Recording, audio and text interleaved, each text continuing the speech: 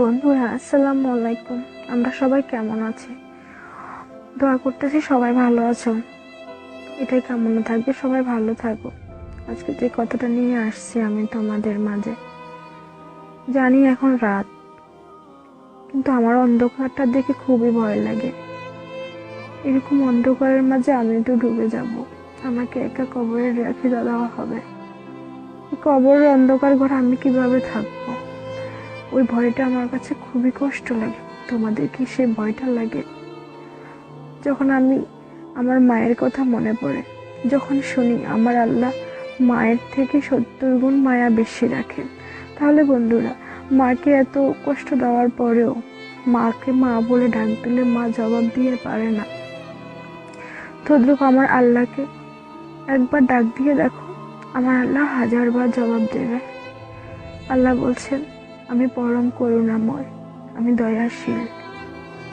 আমার কাছে তোমরা প্রার্থনা করো, আমি তোমাদের প্রার্থনা কবুল করব।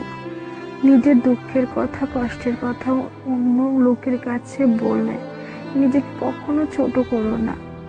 নিজের কষ্টের কথা, নিজের অভাবের কথা, নিজের দুঃখের কথাগুলো নামাজের বিছানা বসিয়ে যায়, নামাজের উপরে বসে বসে আল্লাহর কাছে বল, তাহলে আল্লাহ শুনবে, তোমাকে নিয়ামত দান করবে।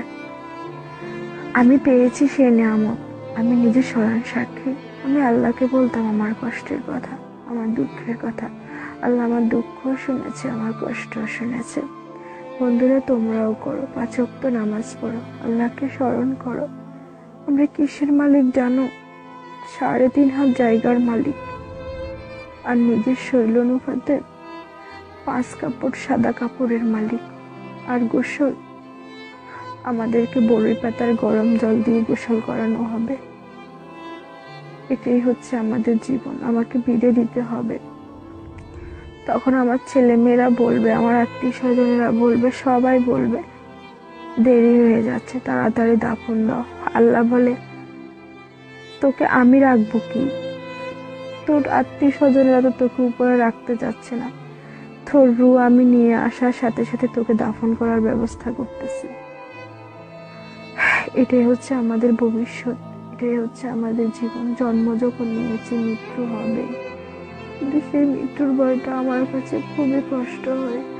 আল্লাহ পৃথিবীতে দিয়েছে পরীক্ষা নেওয়ার জন্য। আমি দেখতেছি অনেক কষ্ট হচ্ছে, কি করব? এখনকার মানুষের আচরণ দেখলে আরো কষ্ট লাগে। একটা বাড়ি করতে গেলে চাঁদা লাগে, মানুষের একটু টাকা হলে চাঁদা লাগে, একজনের মেয়ে বিয়ে দিতে গেলে চাঁদা লাগে। এটাই হচ্ছে জীবন। আল্লাহ সবাইকে হেদায়েত করুন। আসসালামু আলাইকুম রাহমাতুল্লাহি ওয়া বারাকাতুহু।